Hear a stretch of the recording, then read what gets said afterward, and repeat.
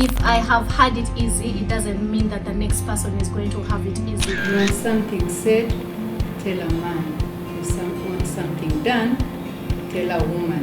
Most women have the ability to even do better things than men. Honestly speaking, there's things we can't change. What bothers me the most is that in March, suddenly we find women to speak to after having months of manners. Ability is not based on gender. There's a lot that they can do. I offer myself and I push myself. Our society, basically in Africa, there are things people think women cannot do, and when you do them, you're either abnormal.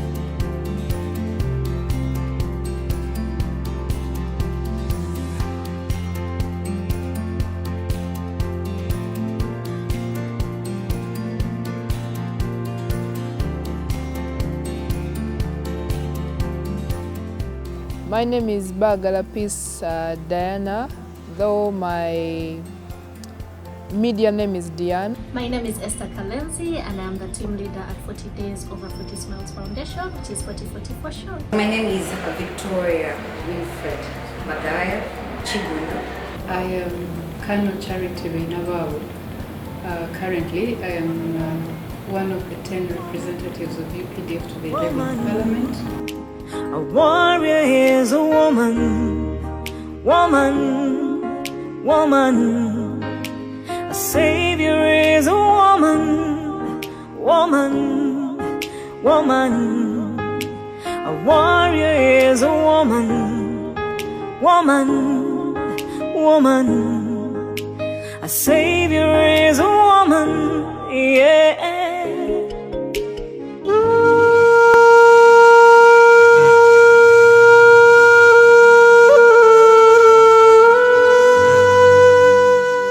From the unmatched population resulting into increasing unemployment, from global leadership imbalances to persisting conflicts, from resource scarcity to volatile global stereotypes, the world faces a series of interconnected challenges. The UN Sustainable Development Goals aim to highlight how women's empowerment is a part of the solutions to these challenges.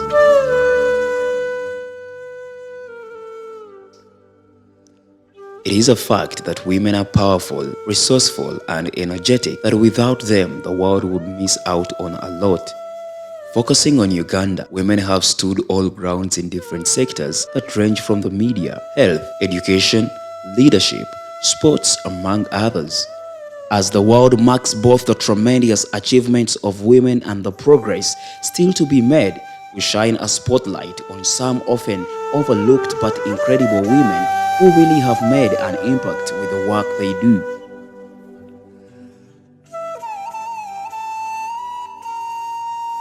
Victoria Bagaya. She is a news anchor and reporter with the Next Media Services. Bagaya went to Lubona Primary School in Kabalore district for her primary education before joining St. Peter's Secondary School, Nadia, for her O-level. Then she completed her A-level at St. Joseph's Secondary School, Nagalama. She later joined Makerere University, where she pursued a bachelor's degree in industrial and organizational psychology, graduating in early 2015. She did a lot of rehearsals and watched a lot of live programs while studying each and every presenter, from whom she says she learned a lot. Immediately after finishing university, instead of sitting back and getting contented with the earnings from TV, Bagaya says success is all about oneself. One has to start with who he or she is in order to get to their goals. Well, a very good afternoon to you, Solomon Seranja. I'm in downtown Kampala. Esther Kalenzi. Esther is a Ugandan social entrepreneur and founder of 40 Days Over 40 Smiles, a charity organization that supports vulnerable children and helps them access quality education. She won the 2013 Young Achievers Award in the Heroes category. Esther went to Nabisonsa Girls Secondary School, Aga Khan High School, and Uganda Christian University, where she graduated with a bachelor's degree in mass communication. She has a Commonwealth Point of Light Award for educating vulnerable children.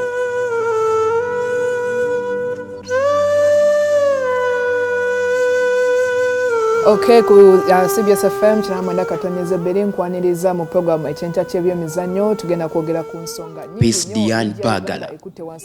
Peace Diane Bagala is a sports journalist with CBS FM and BBS Telefina. She is mostly known for football commentary and analysis as Diane. She could name the Cranes starting lineup as early as primary school. From that point on, she was determined to translate her passion for sports into a career, and by 24 years, she had covered high-profile sports events.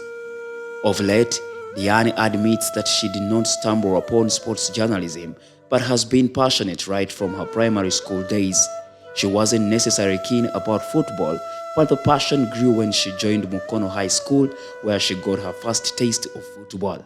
In 2013, Diane joined Star FM, a subsidiary of Uganda Broadcasting Corporation, as an intern. She was primarily a sports reporter, but quickly rose through the ranks to become a panelist on one of the shows before venturing into live match football broadcast. Ku lutalo olw'okulwanira engatto kuliko kubanga akulembedde Siza Manzoki alina goal ziri 12 ate nga Steven Ndese Mukwala 11 otekeko ne Eunice Sentamu naye ku goal ziri 10 awo engatto nayo weeri. Kano Charity Beinababo swear in the name of the Almighty God that I'll be faithful and bear true allegiance to the Republic of Uganda. Kano Charity Beinababo. She joined the army in the year 1998, and since then she has risen from rank to rank. She is the commander of the Special Forces Group 1 and currently one of the 10 UPDF representatives to the 11th Parliament.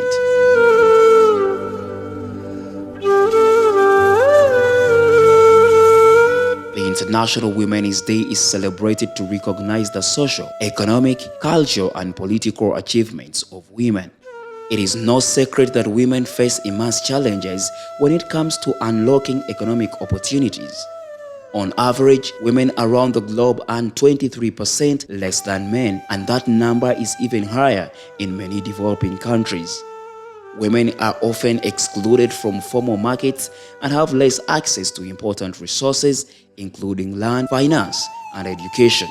But despite these challenges, women have managed to forge their own paths, creating ripples of impact throughout their families and communities. All these almost have the same perception of what Women's Day is all about, from celebrating the journey walked to reminding the entire public of strides women have made to be where they are. I feel like it's multifaceted. There are so many different institutions, individuals, like history, dating back to history for so many years, that might not be fixed overnight, but at the same time it's not work that we should say, oh, let the women's organizations do it, or let the feminists take care of this, because if half the population is affected by something, we should all be affected by it. So I feel like it's important to have these conversations daily, but not just the conversations. How are we trying to fix it? Law enforcement, for example, if a woman goes and she reports that she has been raped or she has been sexually harassed, how is that being handled? And do we feel safe enough to speak up? The answer to that is no. Yeah, we don't feel safe. You end up being shamed. At the end of the day, you see that the person you even called out is rising higher in the ranks. So I feel like, first of all, we have to make it safe for women to speak, but also for it to be a conversation that everyone speaks about, whether it's children in school, whether it is in institutions, whether from the LC1 to the parent to the religious leaders. We need to involve the entire community and then go up to the top, which is the government, and the law reforms that we need to put in place so that we are able to address these challenges, because times have changed and we don't put that into consideration. We might say, oh guys, now let's use online learning because we can no longer have face-to-face, but we don't use that same energy to say female genital mutilation is outdated. What are we doing now for the women? As a day for us as ladies to check how far we have come and what we are yet to do. So yeah, it's a good day to celebrate, as set aside for ladies for us to make an assessment of how far we have participated in activities of national building. So it's a good experiment.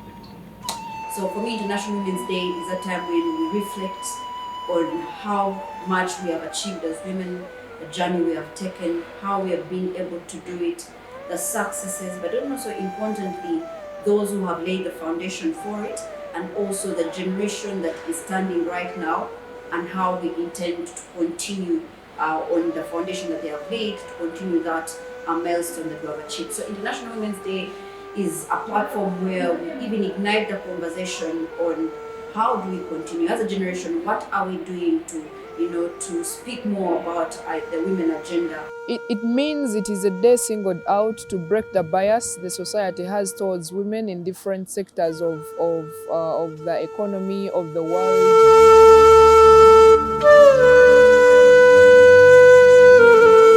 However, despite all the progress and efforts, women still struggle to break the cultural beliefs and norms that have since time memorial contributed much to being stumbling blocks to fully explore their abilities. Patriarchy, by the way, is one of the issues, one of the stumbling blocks to women emancipation. And surprisingly, there are women out there who are continuing this. I'll give an example of politicians. When you speak to the women representatives, we have women representatives of the district, but then you have also an MP.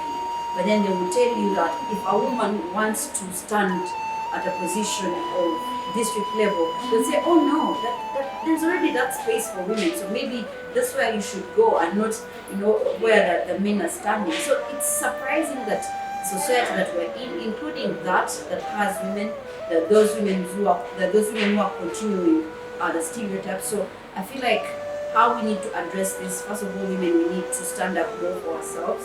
Cultural biases, we all belong to different cultures and have been subject to that. But yeah, culture must remain. But when people are educated, they would know what their culture requires them to do. That's the liberation I'm talking about. When you're liberated, you do not depart from your culture, but you would know what to do, what to choose in life. Our society, basically in Africa, there are things people think women cannot do, and when you do them, you're either abnormal, there are so many words I don't want to use because, again, I would join their legion of how they describe women. But I think it comes from a lot, our religions, how they preach about a woman and what they should do. So it is quite a lot. Culture shouldn't hold us back from doing whatever we want to do. My cultural values, I still go by them up to now, but that has not stopped me from following my dream. We are women. We are the mothers of this nation. There's no other person who has been on this world who has not been born by a woman. But why are we not amplifying our voices? Why are we seeing the men take center stage, even at a point where some issues are more pertinent to women than men? Besides cultural and religious beliefs, concerted effort is needed to change the prevailing negative stereotypes in the domestic family context, at the community, society and national levels, as well as the global level. We need to create an enabling environment, specific institutions and systems, and individual champions to bias. Again, it's really subjective for the trade-offs that people have to make. There are some people who, for example, are working parents, and you still have to show up and deliver, even if back home maybe you still have a 3-month-old baby with 3 other siblings to match. Sometimes you find that you're a one-parent household or you're the breadwinner, but while you're doing that, you still have to be a CEO and then also have a side hustle, and then the side hustle also has a side hustle.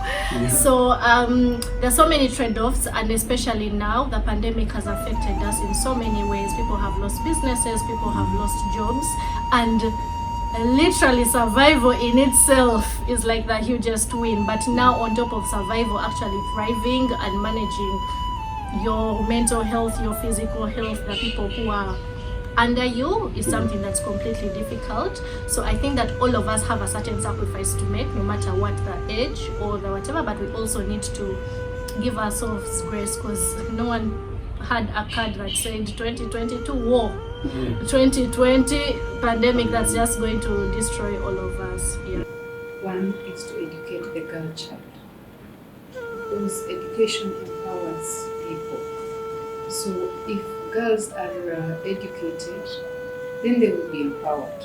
They will be able to step in the domain, in the areas that are originally predominantly for men or male-dominated, and if they're able to do most of the jobs that men do, then they will be liberated from those stereotypes. So one, it will take for girls to be educated, but also for us, the ladies, we need to step out and be counted. And it may be difficult to actually change someone's perception. How do you do that? Continuously come out, continuously work hard. You know, if men think you're not fitted to fill a position of maybe a department or an institution that, you know, makes decisions, judiciary, maybe parliament, show up, continue to show up, and while you show up, continue to do what you're supposed to do and do it well. There's no way we're going to sit back and continue screaming, oh, we need a chance to speak, we need to be able to enter these boardrooms, but enter those boardrooms and do nothing. The only way we're going to change the stereotypes, the only way we're going to change the perception that men have of women, if women continue to show up and do it well. Being a woman in a male-dominated environment has its challenges. Women in traditionally male-dominated fields such as sports and security face a difficult hurdle. If they succeed, their co-workers, both male and female, may unfairly see them as unsociable and difficult to work with. But the notion is dissolving slowly as hundreds, if not thousands, of women are seen across the entire globe dominating and taking lead, attributing this to a number of factors. I joined the military in 1998, right after university. I trained with my male colleagues. I did basic military training with them, did cadet training and other line courses. So I have come this far by being focused. If I tell you something a little about us in the military, when we talk about war has principles. And the master principle of war is selection and maintenance of the aim. So I selected what I wanted to do and I have focused on that. That is how I have come this far. Plus, of course, discipline, because the military takes discipline. For you to move from one step to another, there's a lot of assessment that you go through, so it takes discipline and focus. Well, honestly speaking, how I succeed is giving it my all. I give it my all in a way that every person has what makes them tick. And what the men have successfully managed to do is find their niche. So the only problem with women is when you enter into a place, maybe in a male-dominated space, sometimes we fear to speak out. We also want to speak out, but in the corners. You know, when the men are speaking, you can't speak. When they are executing, you sit behind and maybe want to support. So what I do is I offer myself and I push myself. But then also importantly, I feel like, honestly speaking, there's things we can't change, you know. In a male-dominated area, in the workspace, in career building, at a certain point in time, a woman will stop and, you know, give birth. That's nature, that's a natural course. You can't stop that. So by the time you take off to raise children, the men are continuing. You understand? They don't stop. They get married, they have children, but the women continue, stop for a moment and, come back and have to play catch up.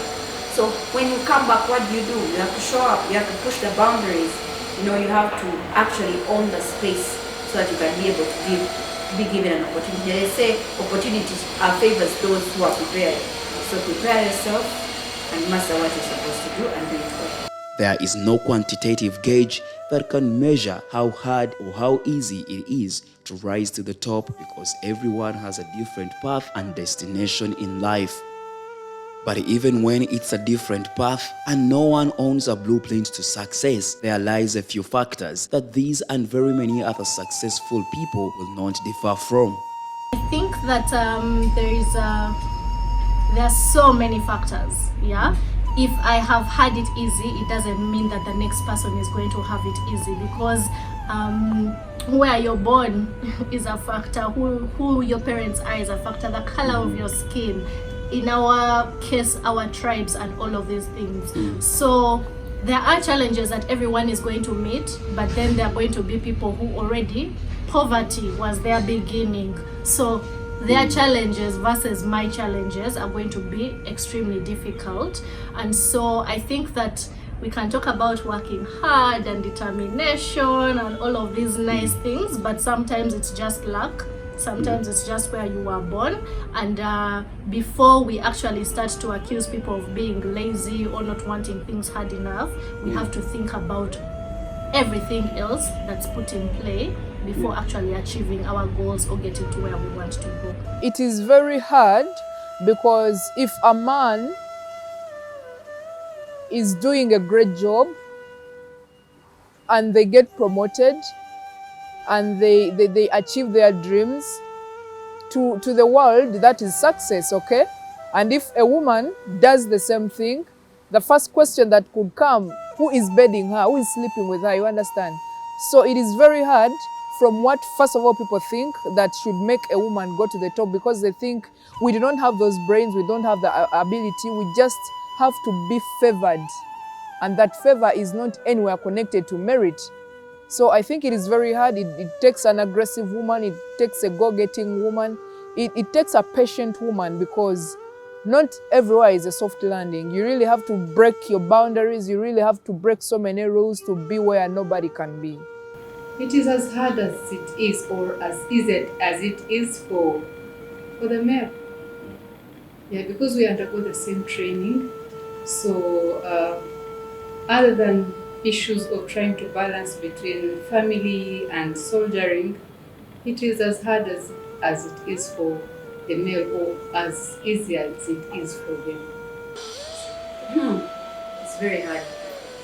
The honest truth is hard. But the important take home for me really is when you make it to the top. When you look back, it's a journey that is even more fulfilling.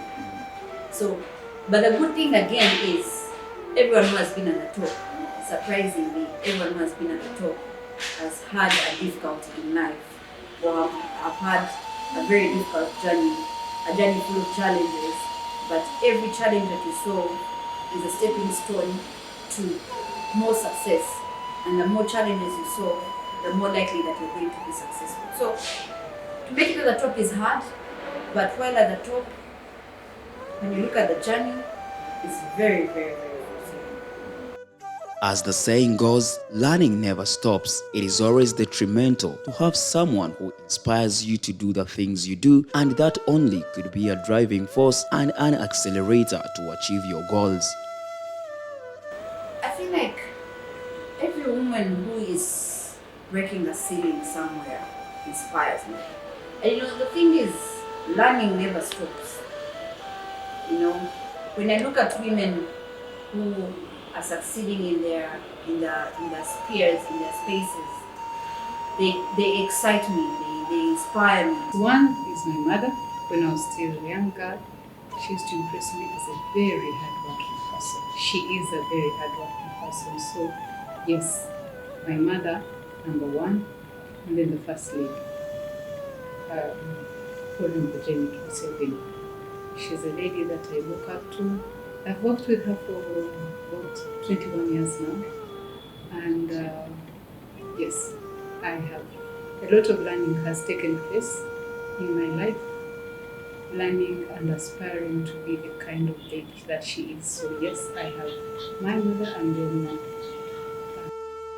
On the flip side, when girls can readily see such women rising on their terms, it spurs their ambitions. For instance, female students are more likely to choose a major in science, technology, engineering, or math when they are assigned a female professor instead of a male one. These women represent and expand what is impossible. They inspire women to be more ambitious and aim higher, and also demonstrate the mindset and behaviors of how to rise. Choose to celebrate and empower a woman today. because there are a lot of things that divert young girls, mainly men, they disorganize them and get them off what they are supposed to do, or generally disorganize them. So, one, they should choose what they want to do and focus on that and be disciplined. There's nothing in the world that you can do without discipline. Big role in my success, and while at the end of that day it might be the success of Esther, the success of 4040, the reality is that I have been lifted by so many hands, and if it were possible I would want them to have like the stage, because they have been responsible for the things that have been achieved. It hit me in second year when my uncle came to visit me at university and said, "Can I have a look at your results?" So he looked at my CGPA and said, "But what are you doing? You're just passing. You should be excelling." And it hit me then that, oh my God, even at university, the kind of CGPA you get also matters when you're getting a certain job. So I would start early. There is a lot of times, imagine for all the young girls who are at campus, the amount of pair of shoes that we bought, the amount of clothes that we bought. You can be what you want to be. Just step up. If the road gets tough, just change the shoes. Don't look at who is saying what. Don't look at who is saying you can't, because those very people who say you can't, they are going to clap for you at one time in your life, but they can't clap for you when you keep listening to what they say that you cannot. Just be yourself. Just fly out. Just remain true to yourself, true to your dreams, true to your aspirations, and true to the person you think you want to be. The rest will be history, and the sky will not even limit you. As individuals, we are responsible for what we think and what we do. We can challenge stereotypes, fight bias, practice acceptance, broaden our minds, call out inequality, and celebrate women's achievements. Together, we can each help create a gender-equal world. Break the bias, not just today, but every day.